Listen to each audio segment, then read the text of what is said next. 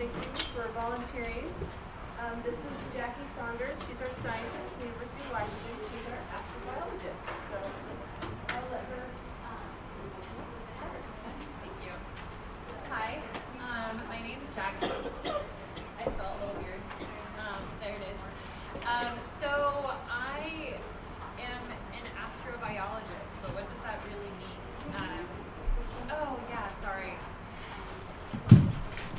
I will be using this microphone now. Okay, tell me if I don't usually use microphones, so it's a little weird. Anyways, I'm an astrobiologist, but I primarily affiliate as an oceanographer. Within astrobiology, there are many different disciplines that come together in what we call an interdisciplinary study. So interdisciplinary, anybody know what that means? No? Okay. Well, interdisciplinary basically means a bunch of different types of scientists are coming together to study a bigger question. So in the case of astrobiology, we have chemists, geologists, biologists, oceanographers, astronomers coming together to try to investigate a core set of questions. And so in astrobiology, we're interested in the origin of life on planet Earth, as well as trying to find the potential for life elsewhere in the universe. And so, can anybody give me an idea of why, if we're wanting to find life elsewhere in the universe, why would we want to study how life originated on planet Earth? Yeah.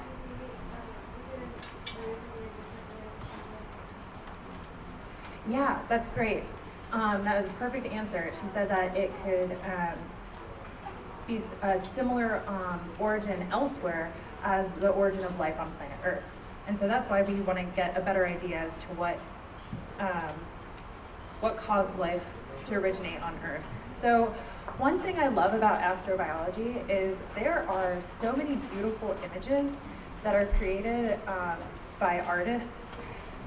So here is just, if you Google astrobiology, this is one of the beautiful images that comes up. And any idea what these things are? Have you guys ever seen something like that? Yeah, molecules. And so at the heart of life are just molecules, right? Different chemicals that come together that make us, basically. So a very important molecule is a molecule called DNA. And DNA is the genetic backbone of living organisms on Earth. And so most of my work is actually focusing on DNA sequences of the microbes that you guys have been investigating. So different types of extremophiles, or in particular, I study cyanobacteria. Does anybody know what cyanobacteria are? Any ideas? No? Okay. Cyanobacteria are a type of bacteria that can photosynthesize. You guys know what photosynthesis is? Yeah? Cool. So you guys have been talking a lot about Europa, right? And can anybody tell me what Europa is? Yeah. It's a moon of Jupiter, that's correct. And have you guys heard of Enceladus? No? All right, it's a moon of Saturn. It's kind of similar in what you guys have been studying about Europa, and that they both might have these subsurface oceans. So on these planets, on these moons, you have this thick ice cover, and then you have the rocky core, and you get this slight area where there's likely liquid ocean being driven by hydrothermal activity, right? It's being driven by geological activity. And so how that happens is, you guys heard about tides, right? Coastal area, you know how tides are made? Do Tides are made by the pulling of the moon on the Earth. And one of the great things about planet Earth is 70% of the surface of the Earth is covered in water. And water is very flexible. And so that gravitational pull on Earth, you can actually see a bulge. There is a bulge around the planet Earth due to that force of the moon and the sun pulling on the Earth, and you get a water bulge. And that results in the creation of tides on our planet. But if you have a solid ice outer shell like this, it's going to be very rigid, right? It's not going to be able to flex with the pulling of an even stronger force, an entire planet, right? So for these moons, you have Jupiter pulling on these little moons, right? Or you have Saturn pulling on the moon. And that's a really great force. And so what happens is it causes this interior, this rocky interior, it kind of forces it to mash around in a way that that rock doesn't really like. And it generates, basically, kind of generates friction. And you know when you rub your hands together, your hands warm up, and that's because of friction. The same thing happens in the inside of these moons, right? If they're being forced to move in ways that they don't really want to move, and that force then gets converted to heat, which then drives some of this geologic activity that then creates those hydrothermal vents and that very small liquid ocean. So you guys have been studying some of these hydrothermal sites on our planet, which is great because the best place that we can study to try to understand these systems is in our own backyard. And our own backyard just happens to be, you know, a couple thousand feet under the ocean, but it's still somewhere that we're actually able to go and investigate. So you've talked about some of the, there's some really amazing hydrothermal vent fields right off of our own coast along the Juan de Fuca Ridge. So you guys talked about the axial volcanoes going along the bottom of the ocean. And so those are your normal hydrothermal vent fields, right? They're very warm and hot. A lot of metals are coming out from the subfloor. And then you have Lost City, right? You guys talked about Lost City? Yeah? What's special about Lost City? Any ideas? Is it like all of the rest of these hydrothermal vent fields that are on the map? Yeah, so they have those really big towers, but it's actually a totally different type of hydrothermal system. And it's, instead of being extremely hot, they're actually they're cooler. It's called an off-axis hydrothermal field, but one of the most unique things is you have exposure of a type of rock, and this special type of rock called olivine. It's really pretty. It looks green, olivine. And when it interacts with water, there's a chemical reaction. And that chemical reaction can generate some heat, okay? And it generates a little bit of heat, and it also makes it very, very alkaline. Have you guys heard alkaline before? No? Have you guys heard of pH? Yeah? Okay, so pH, things are really acid, really acidic. It has a very low pH. And if something's very alkaline, it has a very high pH. And so this Lost City vent field has a very high pH, whereas the rest of these hydrothermal vents, for the most part, have very low pHs.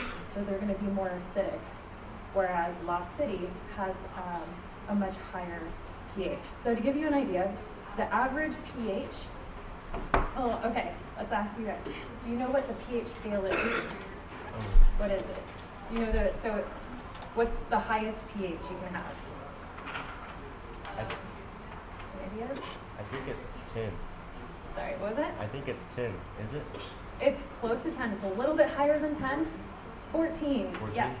So the highest pH you can have is 14. So the average pH of the ocean, ocean water, is about 8.2. The Lost City hydrothermal vent field is about 11 to 13. So it's very, very alkaline. Most of the rest of these hydrothermal vent fields, you're going to have lower pHs, maybe around 6. So it's a very unique system. And so this is just an artist's depiction of what that liquid ocean might look like on either Enceladus or Europa. So you have this thick icy crust. And I won't talk too much about this methane, but I heard that you guys might be talking about this soon, about methane. Okay. Okay, great. And so methane can be released from the rock, and there are types of extremophiles that like to use methane. They can basically live off of this methane. So the fact that there might be all of this methane store under the ocean in Europa and Enceladus is pretty exciting, because that means that there's the potential then for life to live down here. So here you can see that olivine rock that I talked about, that's what's being exposed in Lost City. They think that that type of rock is also available here on Enceladus, and then when it reacts with water, it creates that methane that can then fuel some microbial growth, potentially. So, as I said, I'm an oceanographer for the most part by training. I like to think about how life originated on our Earth, in particular in the oceans, and thinking about microbial life in the oceans. So this is just another artist's depiction of what the early ocean surface might have looked like. And there are these mats called stromatolites. And you can actually find fossilized stromatolites in Australia, which is pretty cool. They're basically just giant colonies of cyanobacteria, which we talked about before. That cyanobacteria can photosynthesize. And what's a really important byproduct of photosynthesis? Anybody? It's a gas, an important gas that is a byproduct. So carbon dioxide is used for photosynthesis. Yeah, I heard that. Oxygen, yeah. So oxygen is an important byproduct of photosynthesis. So on the early Earth, it's believed there wasn't really a lot of available oxygen, right? And it was through the process of photosynthesis that our atmosphere was able to increase in oxygen. And so I know this is kind of a scary chart, but bear with me for a second. So this is looking at our ocean oxygen concentration through time. So up here, where you see that like brown, green, and blue box, that is looking at kind of the amount of oxygen that was available. And then at the top is the oxygen percent that was available in the atmosphere when compared to present day. So this brown box is early Earth. There's very, very, very little oxygen available in the atmosphere and in the ocean. And then there's something called this GOE at 2.4 billion years ago. And that GOE stands for Great Oxidation Event. And that is when it's believed that photosynthesis really kind of took over as a dominant force, fixing a bunch of carbon into biomass. So all those cyanobacteria were growing and duplicating, and as a byproduct, they were releasing oxygen. And so it increased oxygen in the atmosphere, but it takes a little bit longer. When you have an increase in oxygen in the atmosphere, it takes longer for that gas to then oxygenate a liquid, in this case, the liquid ocean. So oxygen didn't rise in the ocean until much later. So for my own work, I'm interested in studying how microorganisms survived in the ocean prior to an oxygenated ocean. So in the global ocean today, we actually have naturally occurring regions that are very, very low in oxygen.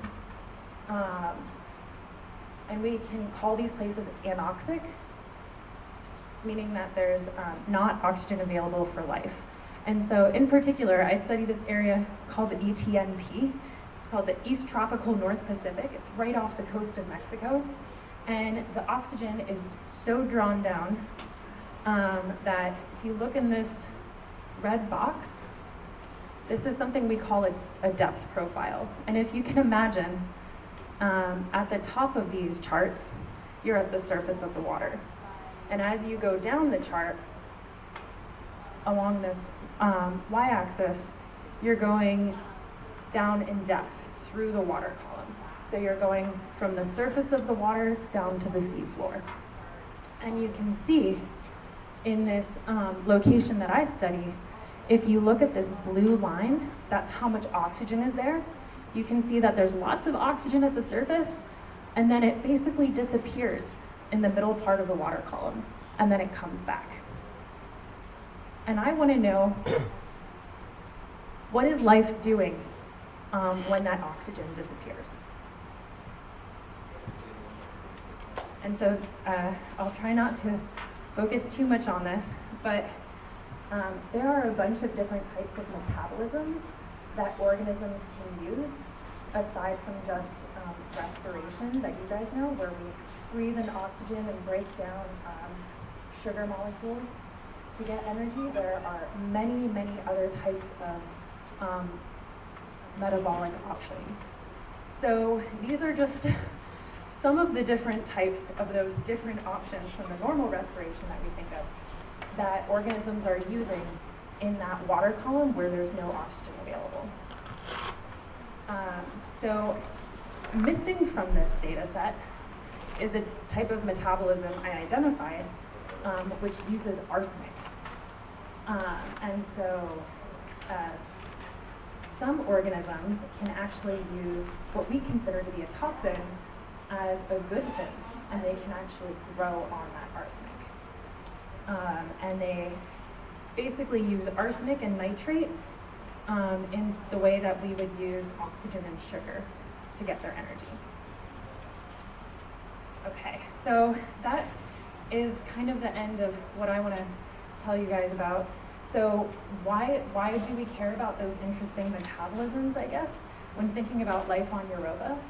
Well, it's unlikely that there would be a lot of oxygen in that ocean, that subsurface ocean on Europa. So we have to think about these different types of metabolisms, these different pathways that could be happening, like all of these different options on that sheet. And so my work relates to that because we think that there might also be a high arsenic concentration available in these subsurface oceans.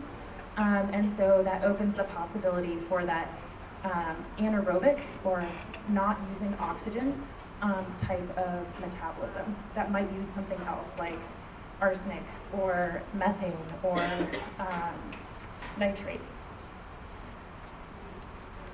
So I hear you guys have a bunch of questions for me. Who wants to be brave and ask their first question? There we go.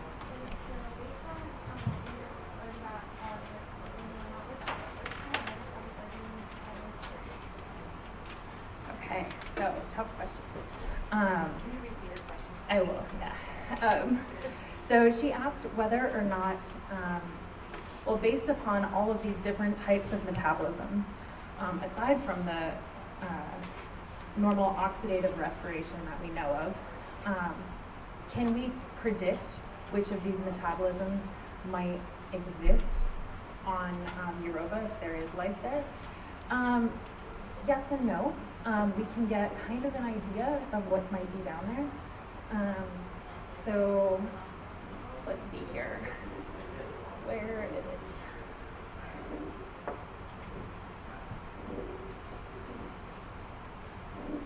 So,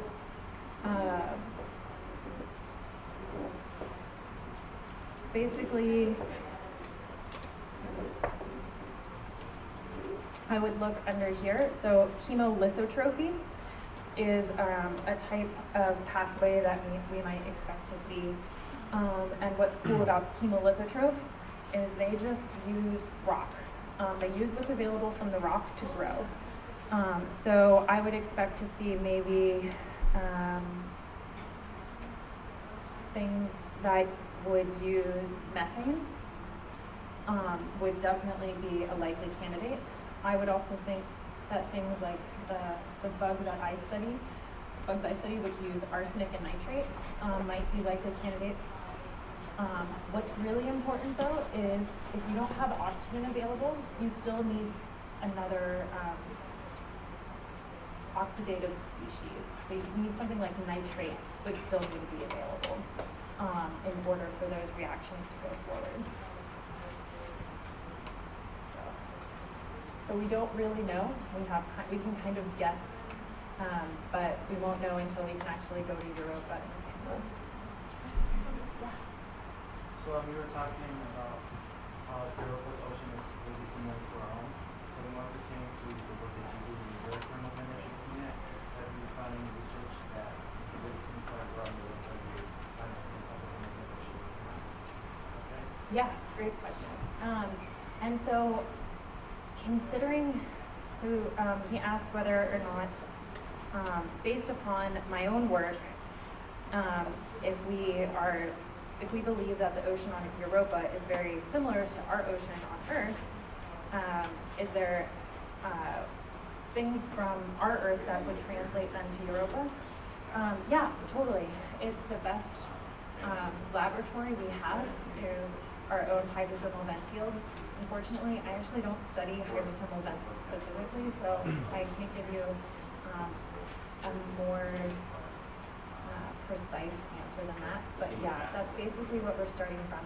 And when we say that the oceans on Europa are likely to be similar, we always say are likely because we don't really know yet. We don't know until that Europa mission happens, which heard the first phase got funded. So it sounds like there will be a Europa mission coming up. But we won't know until we can actually get out there and test. And we say that it's probably similar because everything in our solar system, you can kind of predict what the makeup of these different planets are going to be based upon what the makeup of Earth and our surrounding planets look like. And so you can kind of predict what other planets further out in our solar system look like, or other moons as well. So we think it'd be pretty similar. It's probably a lot saltier. It's also probably a lot colder, and probably has a lot less oxygen as well. So we can make some of these predictions based upon what we know about the other planets, and also what we know about things like geologic plate tectonics, and how plate tectonics will then translate into what's available in the ocean.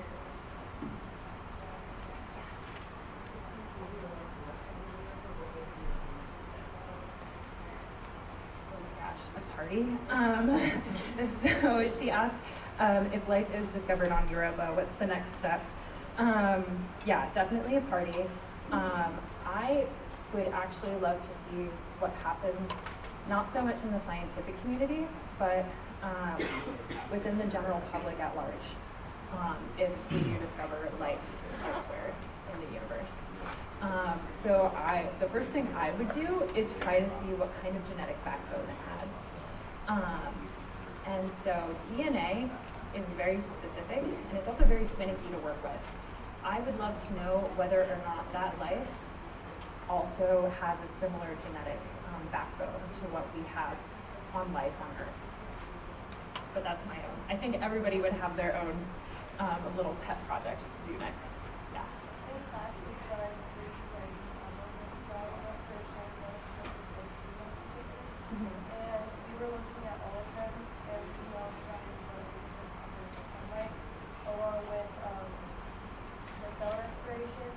So if there's no oxygen, that's not really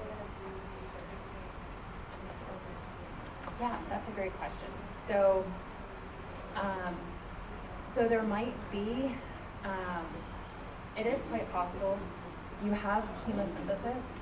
That chemosynthesis is able to fuel the production of sugars. And so you can actually get sugars made without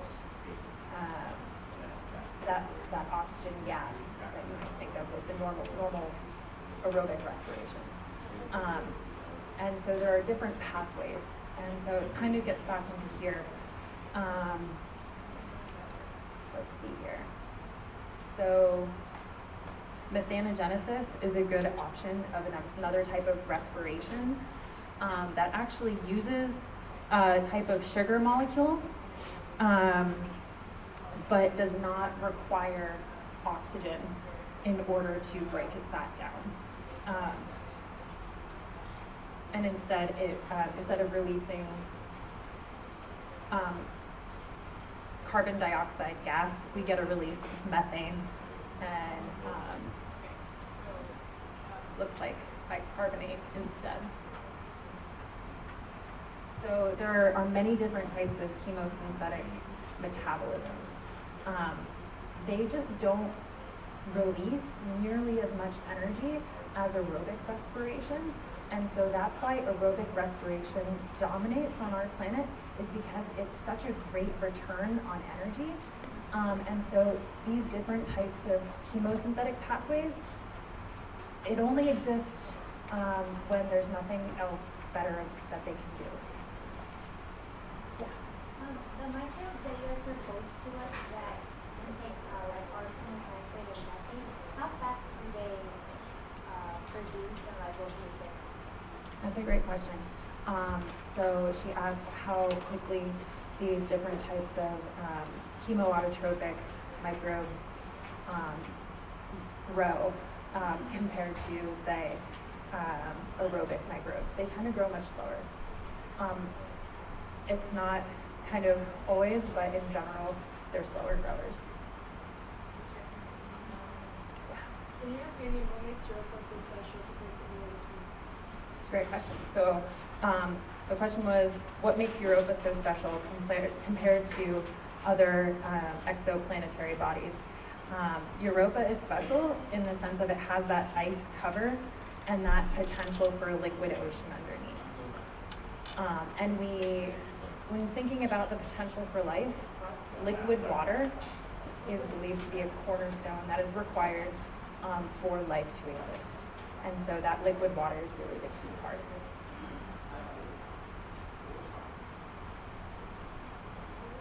Yeah. So, not so sure how to word this, but since there is, oxygen or very little on Europa right now, you said that organisms can grow off of methane, nitrogen, and arsenic. Is there a certain amount that has, like, how much does it have to be in order for it to survive? Yeah. So she asked basically how much of these different chemical constituents have to be on Europa for life to survive in the absence of oxygen. So there is going to be oxygen on Europa. It's just going to be tied up into different types of chemical forms. It's not going to be oxygen gas the way that we think about breathing oxygen. And the amount that would be available is going to be, honestly, probably not sure, because it hinges on a lot of different factors. So basically, that would depend on what the type of rock is that is interfacing with the ocean. So that would control then, whatever's in that rock then controls what you're going to find in that ocean. In addition to that, we don't think there's tectonic activity in the, like, tectonic plates in the sense of the tectonic plates we have on Earth. We don't think that's happening in the Europa, like, rock core within the rocky part of the planet, but we think there might be tectonic activity in that ice sheet above, which is pretty cool. So we think that that ice is so rigid, it's basically acting like tectonic plates do on Earth, but it's happening in the ice above. And so that would also bring in some different types of chemicals from the surface that could then potentially make it down into the liquid ocean. This would also influence what's available. Yeah. Back to some sort of symbiosis like we have with cellular respiration devices. Is this on Europa? Or do you expect us to find one form of respiration under that? That's a wonderful question. The question was whether we would expect to find some sort of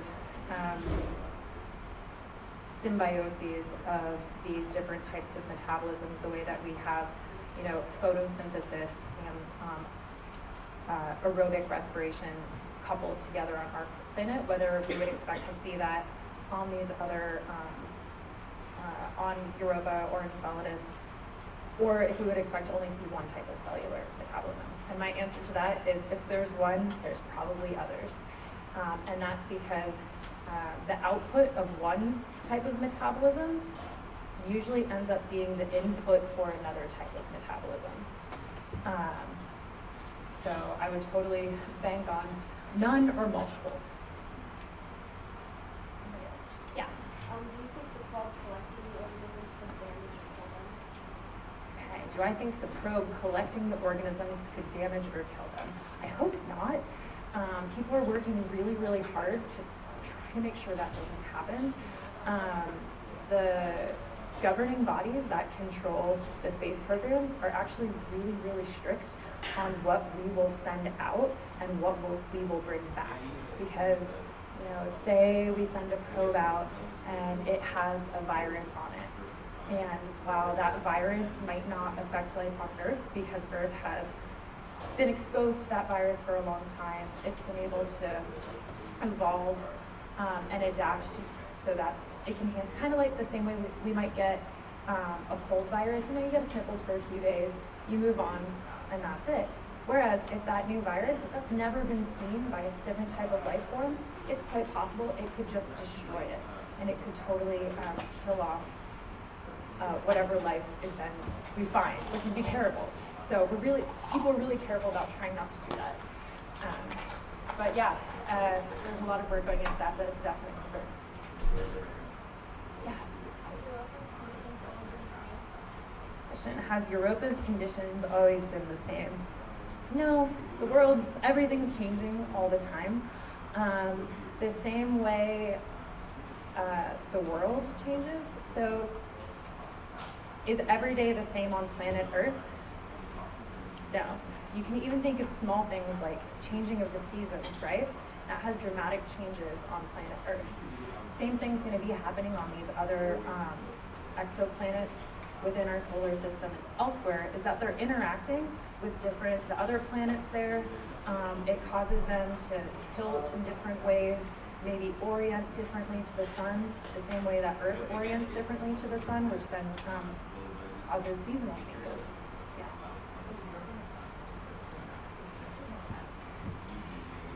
Does Europa have seasons? That one might be a little too past any of my knowledge base. I would search. Yeah, totally. That's a great question. I'm not sure. I would probably guess and say, yeah, they probably do to some regard.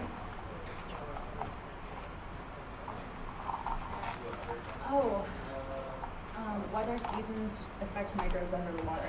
The biggest thing that might affect microbes under the water is going to be that pull between the moon and the planet.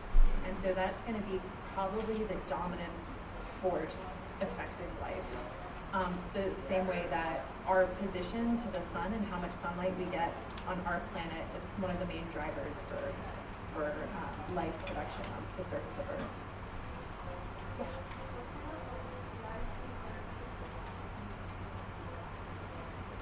What kind of life do I think that could survive on Europa that survives here? Maybe I'm biased, I'm gonna say a lot of those microorganisms in that oxygen deficient area of the ocean, or maybe microbes in oxygen deficient regions of the polar oceans. Because, right, we think Europa is going to be really, really cold and probably pretty salty. So I would think and say probably those conditions. Low oxygen, cold, and salty. Yes?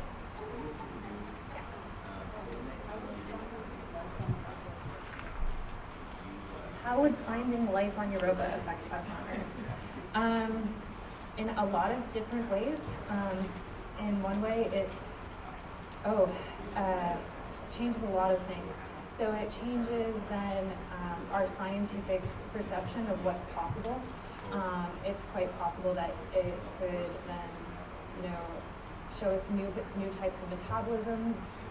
Even from an application base, you might find, different types of pharmaceuticals. And then it also changes the way that we think about ourselves. Because a lot of people on the Earth, we don't know, are we alone in the universe? Are we super special? We're not sure if our little pale blue dot is really, if it's really just us. And so that would change a lot of philosophy as well as religions. So it would have a really powerful ripple effect, I think, throughout the fiber of society, not the science. Yeah? What special adaptation does archaea have to survive on Earth? Very specific. So the question was, what type of adaptations would archaea have for survival on Europa? And I'm thinking about the search for microbial life on other planets. I kind of lump archaea and bacteria together because they're both capable of those different, that kind of weird metabolism, that chemosynthetic metabolism. And so my answer would probably be the exact same as it would be for the bacteria.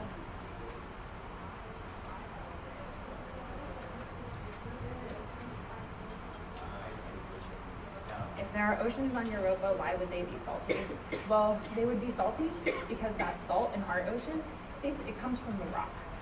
And it's the weathering of the rock interfacing with the water that releases salts into the water. And so since there's the rock is there, if there's liquid water, then we believe that there would then also be salts taken into solution in that water.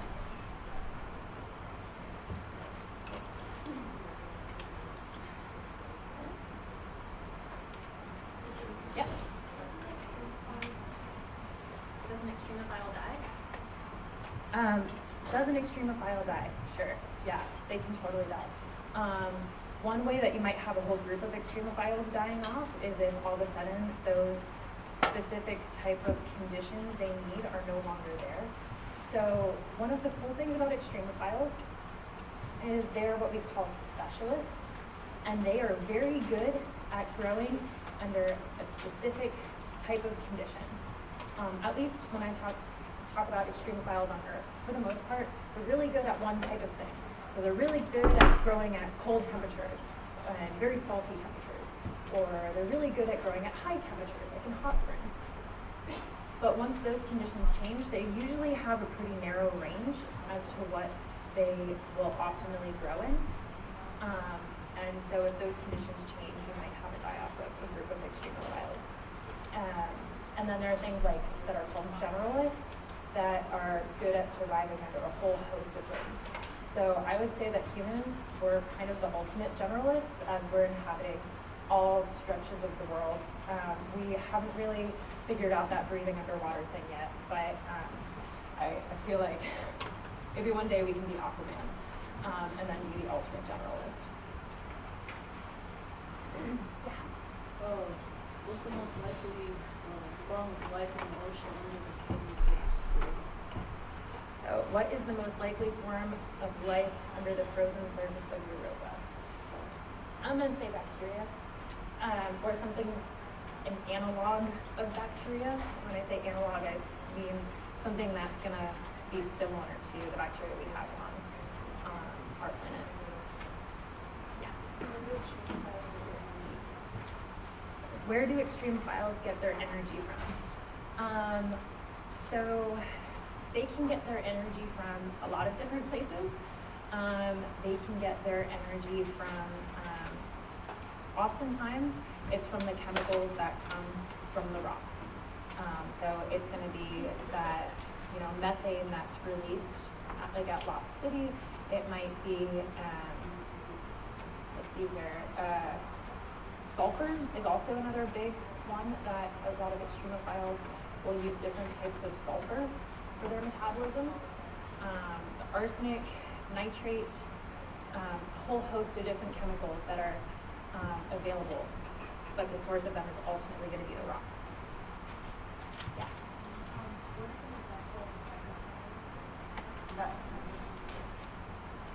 What is an example of a cycrophile and a what?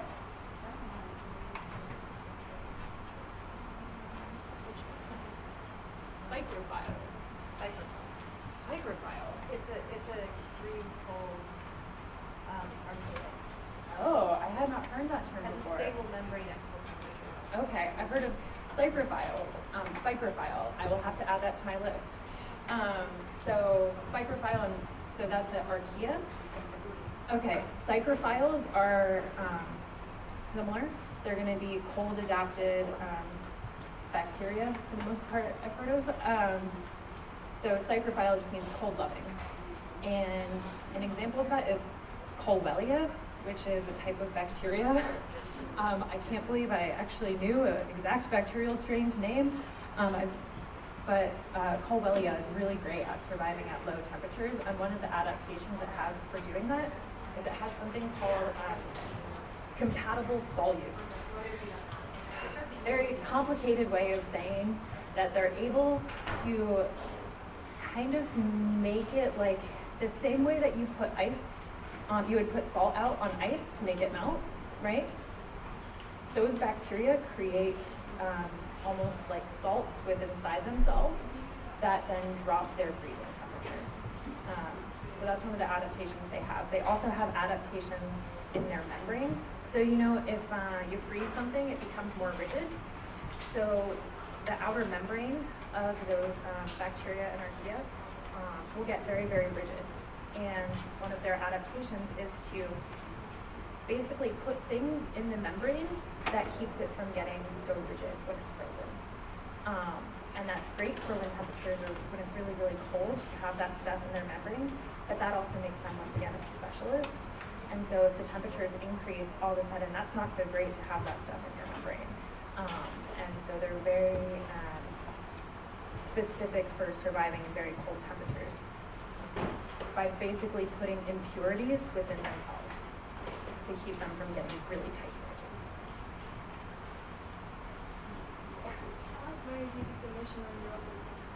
How much money do I think their mission on Europa is going to cost?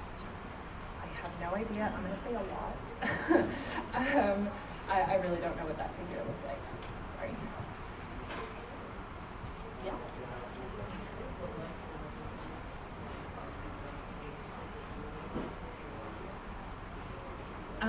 So it's how likely is there that there's actually life on Europa? You're asking an optimist. I've kind of banked my career on there being the potential for life elsewhere, so I'm pretty optimistic. But honestly, I don't know a figure to give you. There's many different debates as to what it could be.